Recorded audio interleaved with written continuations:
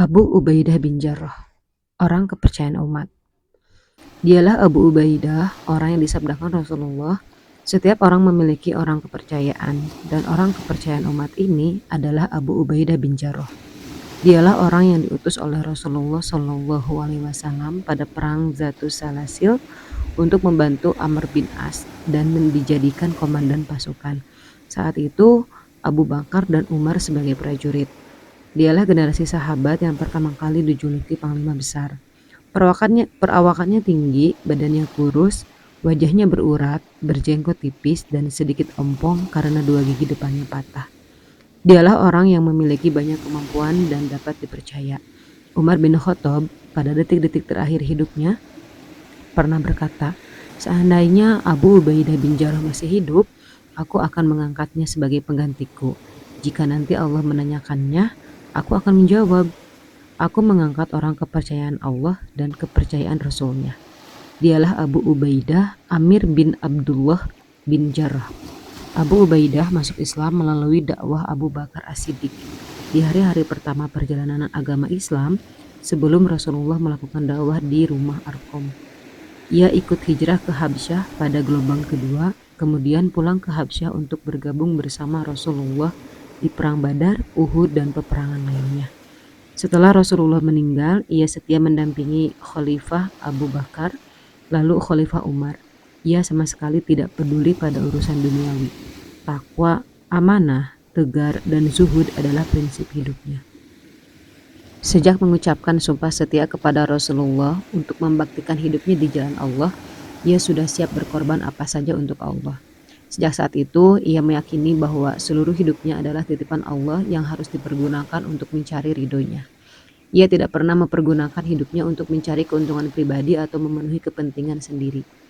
Keinginan atau kebencian apapun tidak bisa memalingkan hidupnya dari jalan Allah. Abu Ubaidah menempati janjinya kepada Rasulullah. Para sahabat yang lain juga menempati janjinya kepada Rasulullah. Namun, Rasulullah melihat adanya sifat dan perilaku Abu Ubaidah yang istimewa, sehingga ia layak mendapatkan julukan yang disabdakan Rasulullah, orang kepercayaan umat ini adalah Abu Ubaidah bin Jarrah. Rasa tanggung jawab terhadap tugas adalah sifat utama Abu Ubaidah. Pada perang Uhud misalnya, ia merasakan keinginan kuat pasukan musuh membunuh Rasulullah. Karena itu ia putuskan untuk selalu berada di dekat Rasulullah. Ia tebaskan pedangnya ke setiap tentara musuh yang berusaha memadamkan cahaya Allah. Jika kondisi pertempuran memaksanya menjauh dari posisi Rasulullah, maka sorot matanya senantiasa tertuju kepada Rasulullah dengan perasaan cemas. Jika dilihatnya ada bahaya yang mendekati Rasulullah, ia bagai disentakan dari tempatnya lalu melompat menerkam musuh-musuh Allah dan menghalau mereka sebelum sempat mencederai beliau. Suatu ketika, saat pertempuran berkecamuk dengan hebatnya, ia terpisah dari Nabi karena terkepung oleh tentara musuh. Namun seperti biasa, kedua matanya bagaikan mata elang mengintai keadaan sekitarnya. Hampir saja ia gelap mata ketika melihat kedua anak panah meluncur dari tangan seorang tentara musyrik mengenai Nabi. Ia tebaskan pedangnya ke kanan dan ke kiri dengan cepat. Bak 100 pedang berkelebatan mengobrak-abrik orang-orang yang mengepungnya. Mereka kocar-kacir. Dengan cepat Abu Ubaidah melompat ke arah Rasulullah. Ia mendapati darah mengalir dari wajah beliau. Beliau mengusapnya dengan tangan kanan dan bersabda, "Bagaimana mungkin bahagia suatu kaum yang mengotori wajah Nabi mereka, padahal Nabi itu menyeru mereka untuk menyembah Tuhan mereka?" Abu Ubaidah melihat dua panah mata rantai menutup kepala Rasulullah menancap di kedua pipinya. Abu Ubaidah tidak dapat menahan diri. Ia segera menggigit satu mata rantai itu, lalu menariknya dengan kuat dari pipi Rasulullah hingga tercabut keluar. Bersamaan dengan itu, satu gigi depan Abu Ubaidah juga lepas.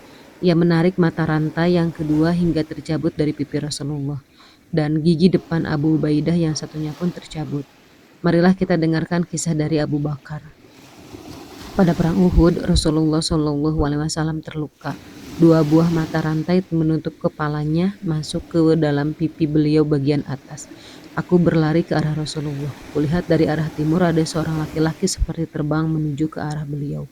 Aku bergumam, mudah-mudahan itu pertolongan. Ketika kami sampai di dekat Rasulullah, ternyata laki-laki itu adalah Abu Ubaidah. Ia datang lebih cepat dariku. Ia berkata kepadaku, dengan nama Allah, biarkan aku yang menolong Rasulullah. Biarkan aku mencabut mata rantai itu dari pipi beliau.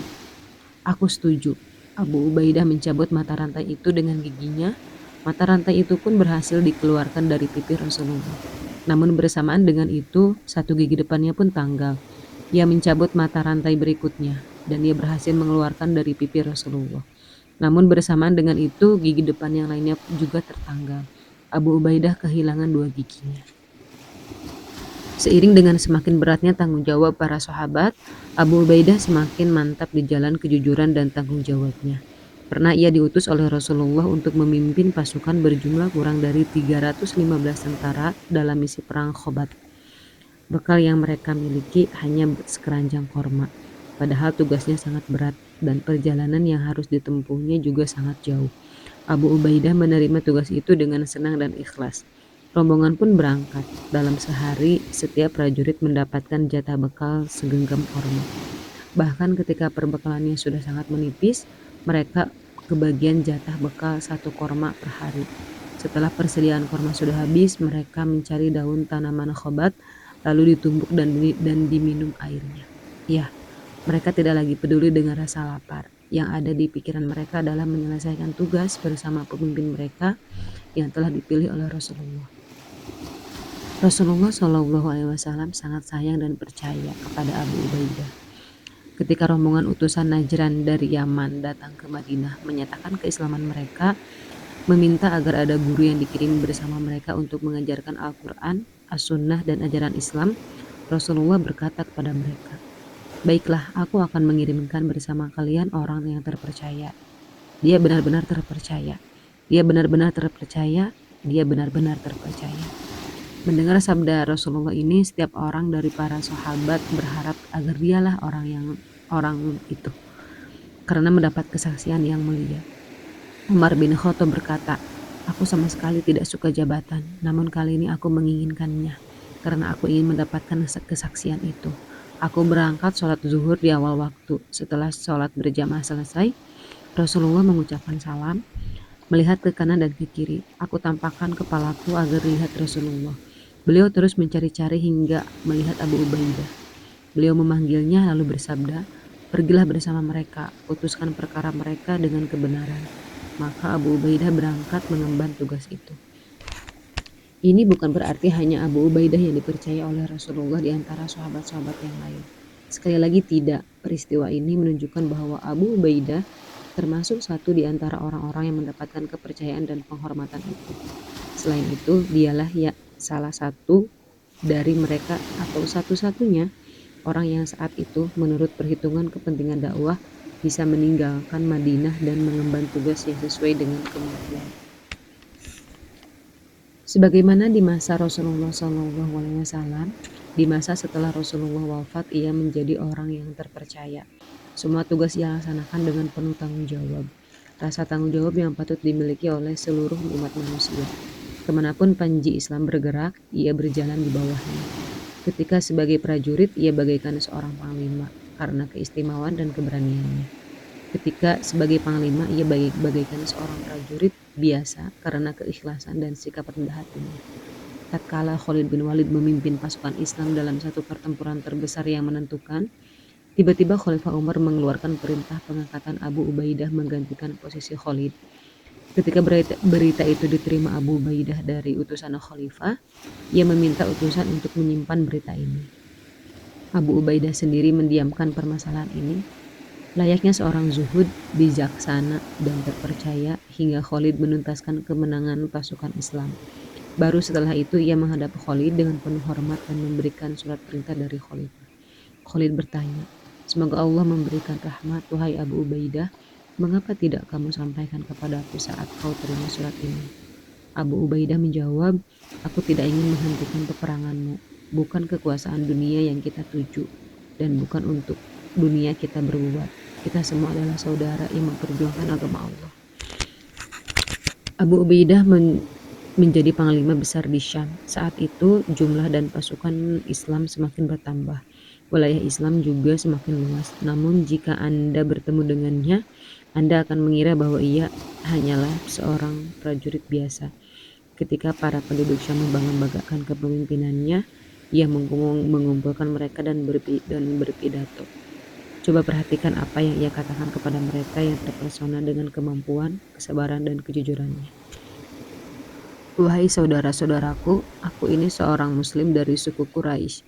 Siapapun dari kalian berkulit hitam atau merah yang lebih bertakwa daripada aku, maka ia lebih terhormat dariku. Allah telah memberimu berkah, wahai Abu Ubaidah. Allah telah memberikan berkah kepada agama yang melahirkanmu dan Rasul yang mendidikmu. Seorang muslim dari Quraisy, hanya itu. Agama Islam, suku Quraisy. Hanya ini identitasnya. Adapun identitas lain, gubernur wilayah Syam yang dielulukan warganya dan panglima pasukan terbesar dan terkuat sama sekali tidak berarti baginya. Suatu ketika Khalifah Umar mengunjungi Syam. Ia bertanya kepada orang-orang yang menyambut kedatangannya, "Di mana saudaraku?" Mereka balik bertanya, "Siapa?" Khalifah Umar menjawab, "Abu Ubaidah." Abu Ubaidah datang, lalu Umar merangkulnya. Umar diajak ke rumahnya. Ternyata di rumah Abu Ubaidah tidak terdapat perabotan rumah tangga sama sekali. Yang terlihat hanyalah sebilah pedang, sebuah perisai, dan pelana kuda. Dengan tersenyum, Umar bertanya, "Mengapa kamu tidak memperlakukan dirimu seperti orang-orang kebanyakan?" Abu Ubaidah menjawab, "Wahai Khalifah, yang seperti inilah yang bisa membuatku istirahat." Suatu hari di kota Madinah, ketika Khalifah Umar sedang menyelesaikan permasalahan dunia Islam yang semakin luas, seorang utusan datang mengabarkan kematian Abu Ubaidah. Umar memejamkan mata, menahan air mata yang sudah memenuhi pelupuk mata. Namun air mata yang semakin banyak itu tidak kuasa dibendung. Kedua matanya terbuka dan mengalirlah air yang deras. Ia memohonkan rahmat bagi sahabatnya itu. Semua kenangan manis bersama almarhum terlintas di benaknya. Kata-kata yang sering ia ucapkan, kembali ia ucapkan. "Seandainya aku bercita-cita, maka cita-citaku hanyalah memiliki sebuah rumah yang dipenuhi kaum laki-laki seperti Abu Ubaidah."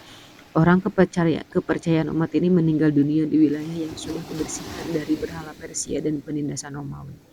Di sanalah, di tanah Yordania, jasad mulia itu bersemayam. Jasad yang dulu dihuni oleh ruh suci dan jiwa tentram. Makamnya dikenal orang atau tidak bukanlah hal yang penting. Jika Anda ingin berkunjung ke tempat itu, Anda tidak memerlukan penunjuk jalan, karena sejarah hidupnya yang harum akan mengantarkan Anda ke tempat itu.